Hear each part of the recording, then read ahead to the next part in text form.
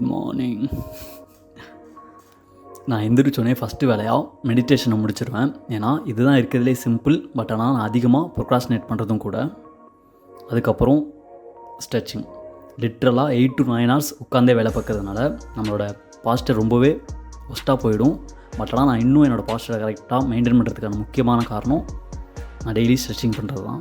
நீங்களும் உங்களோட பாஸ்டரை கரெக்டாக மெயின்டைன் பண்ணணுன்னா ப்ளீஸ் தயவு செஞ்சு டெய்லியும் இந்த ஸ்ட்ரெச்சிங் எக்ஸசைஸ்லாம் பண்ணுங்கள்.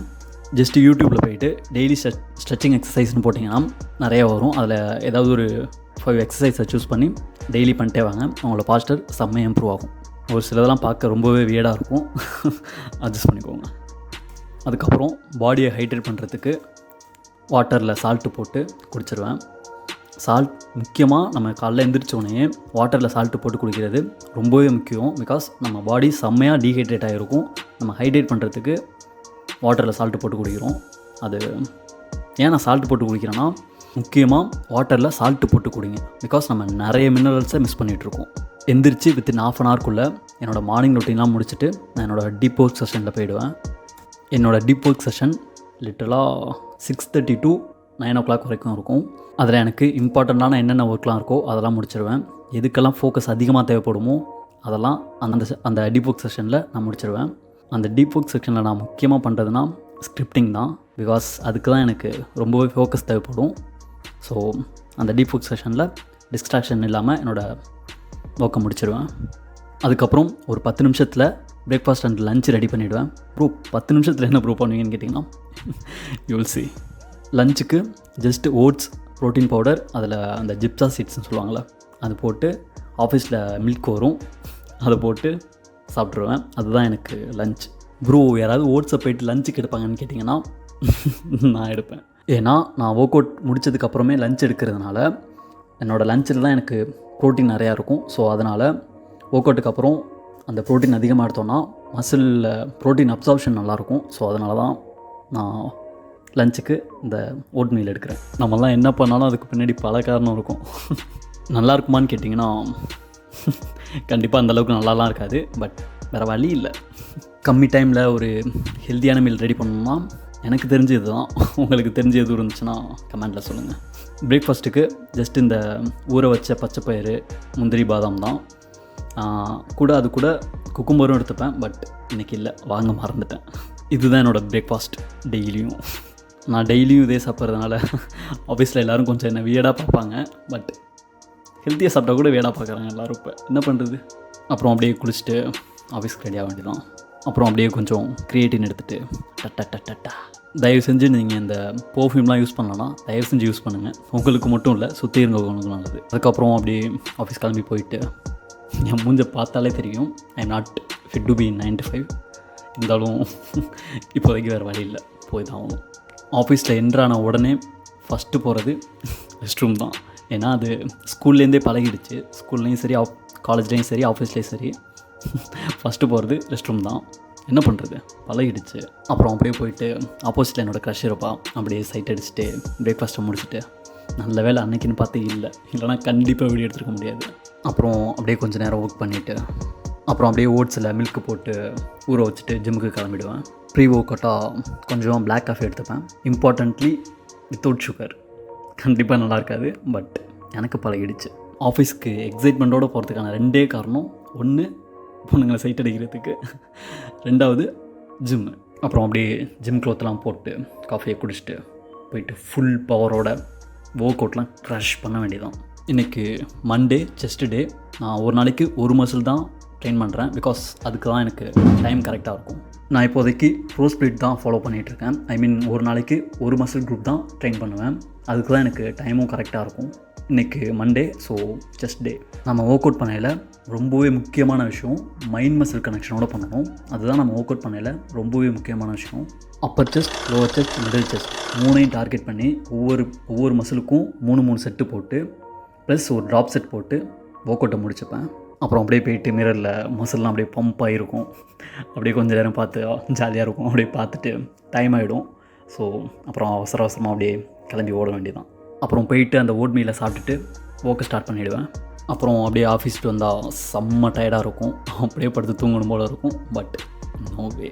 அதுக்கப்புறம் டின்னருக்கு கோதுமை மாவு ப்ளஸ் எக்கு அதெல்லாம் போட்டு ஏதோ ஒன்று ரெடி பண்ணுவேன். பேர்லாம் தெரில. 10 to 20 மினிட்ஸில் பண்ணோன்னா இதான் பண்ணணும். ஏதோ ஒன்று பண்ணுவேன், பட் பரவாயில்ல, நல்லா தான் இருக்கும். Bro, I genuinely hate cooking. சீரியஸாக எனக்கு இந்த குக் பண்ணுறது சுத்தர பிடிக்கல. பட் வேறு வழி இல்லை. நமக்கெல்லாம் ஒரு 10 to 20 மினிட்ஸ் அந்த அனலில் நிற்கிறதே இவ்வளோ கடுப்பாக இருக்குது. நம்ம அம்மாலாம் எவ்வளோ வருஷமாக நின்றுட்டுருக்காங்க. ரொம்ப கஷ்டம் இல்லை? அவங்களோட கண்ணை பார்த்தாலே தெரியும். கண்டிப்பாக பெருசாக ஏதாவது பண்ணணும். என்ன தான் குக் பண்ணுறதுக்கு கடுப்பாக இருந்தாலும் மைண்டை அப்படியே ஹாப்பியாக இருக்க மாதிரியே மாற்றிக்கிட்டு குக் பண்ண வேண்டியதான். எஸ், ரெடி ஆகிடுச்சு. அப்படியே சாஸ்லாம் போட்டு சாப்பிட்டா நல்லா தான் இருக்கும். Not bad bro. நான் லிட்ரலாக டெய்லியுமே ஒரே சாப்பாடு தான் சாப்பிட்டுட்ருக்கேன். பிகாஸ் நான் என்னோடய மைண்ட் பவர்லாம் நாளைக்கு என்ன சமைக்கலாம் அந்த மாதிரிலாம் யோசிச்சுட்டு என்னோடய மைண்ட் பவர், என்னோடய எனர்ஜியெல்லாம் வேஸ்ட் பண்ண முடியாது. ஸோ டெய்லியுமே ஒரே சாப்பாடு தான். எஸ், கஷ்டம்தான், பட் எல்லாமே ஒரு நாள் மாறும். It's reading time. நான் என்ன புக்கு படிச்சுட்ருக்கேன்னா தி ஆல்கெமிஸ்ட். இந்த புக்கு தான். இந்த புக்கு எதை பற்றினா லைக் ஒருத்தன் அவனோட ட்ரீம் ஃபைண்ட் பண்ணதுக்கப்புறம் அவன் அந்த ட்ரீமை சேஸ் பண்ணையில் அவன் என்ன மாதிரியான ஸ்ட்ரகிள்லாம் ஃபேஸ் பண்ணுவான், அதை எப்படி ஃபேஸ் பண்ணுன்றதுக்கு தான் அந்த புக்கு. லைக் இன்னும் அது கூட இன்னும் படிக்கல. இப்போ தான் ஸ்டார்ட் பண்ணேன். படித்த வரைக்கும் ப்ரிட்டி இன்ட்ரெஸ்டிங். அப்புறம் இன்றைக்கி புக்கு படிக்க போகிறதில்ல, கொஞ்ச நேரம் உங்க கூட பேசலாம்னு இருக்கேன். First of all, what you think about my day bro? What you think? Interesting, boring? என்ன கேட்டால் I'm enjoying this journey bro. I'm genuinely enjoying this. You can see the genuine smile on my face every time. சில time கஷ்டமாக இருக்கும். இங்கே கஷ்டமான பாட்டு என்னன்னா, I didn't see the success yet. But ஆனால் I am very hungry for that. இன்னொன்று, no one gonna see how hard you working. யாருமே உன்னை பார்க்க போகிறதில்ல, இருந்தாலும் you have to work. But ஆனால் நம்ம சின்ன வயசுலேருந்து இப்படி தான் ப்ரோக்ராம் ஆகிருக்கும். லைக் யாராவது ஒருத்தவங்க நம்ம மேலேருந்து பார்த்துட்டே இருக்கணும், லைக் கைட் பண்ணிகிட்டே இருக்கணும். சின்ன வயசில் நம்ம அப்பா அம்மாவாக இருக்கட்டும், இல்லை ஸ்கூல் வந்ததுக்கப்புறம் டீச்சர்ஸாக இருக்கட்டும், இல்லை வேலைக்கு போனதுக்கப்புறம் பாஸாக இருக்கட்டும், யாராவது ஒருத்தவங்க மேலேருந்து நம்மளை அப்சர்வ் பண்ணிகிட்டே இருக்கணும். அப்போ தான் நம்ம ஒர்க் பண்ணுவோம்.